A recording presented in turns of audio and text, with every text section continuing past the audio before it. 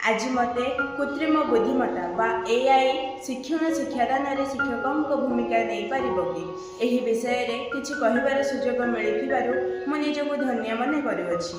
आज 21 शताब्दी रे आमे उपनीत विज्ञानर पारदर्शिता जोगु आजिर मानव अनेक असाध्य को साधन करिबारे बड़ साधक होई पारिछि। विज्ञान को पाथेय करी विशाल पृथ्वीर क्षुद्र मानव समग्र विश्व ब्रह्मांड उपरे निजर अधिकार साब्यस्त करने को मध्य पछ घुंचा देउ नाही। से अतल समुद्र गर्भठू आरंभ करी महाकाश पर्यंत प्रत्येकटी स्थान में मानवर पदचिह्न परिलक्षित। ईश्वरक सर्वोत्कृष्ट सृष्टि मानव निजर ज्ञान कौशल माध्यम अनेक आश्चर्यकर आविष्कार और उद्भावन को निज नाम देखिपारुछि। सेथिमध्यरु कृत्रिम बुद्धिमत्ता बा एआई हेउछि मानवीय सृष्टिर एक प्रमुख माइलखुंट। एआई अनेक समस्या को खूब कम समय मध्य समाधान करिपारुछि, जहाँकि जड़े मनुष्य खूब समय सापेक्ष अटे। तेणु अनेक क्षेत्र में एआई मनुष्यर स्थान लेवाकू बसिलाଣି। एआई हेउछि मानवीय मस्तिष्कर काम को कंप्यूटर और विभिन्न यंत्रगुड़िक द्वारा कराइबार एक प्रयास।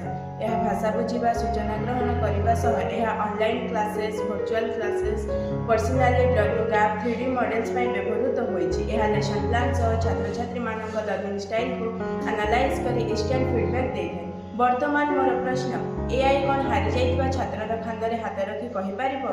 हाँ, तुम्हें निश्चय पारिबो। एआई कौन मन विषादरे बुरी रहिथिबा छात्र पई साजी पारिबो आशार प्रदीप? एहार स्पष्ट उत्तर होछि ना। हाँ, मु मानुछि एआई निकटरे रहिछि तथ्यर भंडार, किंतु से शिक्षकों परि हेई पारिबो एहा मते टिके भल लागुनि। कारण शिक्षक केवल पाठ पढ़ाते नहीं, से शिशुर आवेग को बुझाती, जहाँ केबे गोटे मेसिन पक्षे संभव नुहे।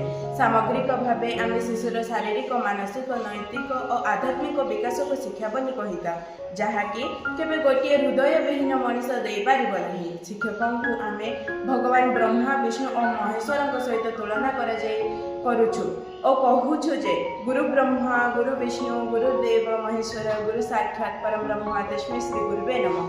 गुरु ही ब्रह्मा गुरु ही विष्णु गुरु ही महेश्वर। सेथिपाई आमे गुरु को प्रणाम करूँ। गुरु आमको भल पाती स्नेह करती, दरकार पड़े किसी आवश्यक स्थले शासन करती, किंतु एआई कौन एसबू काम कर कारण आम शिक्षकों ठारू नैतिकता पाई था, सही नैतिकता एआई दे पारिबो नाही। सेथिपाई मु कहूछि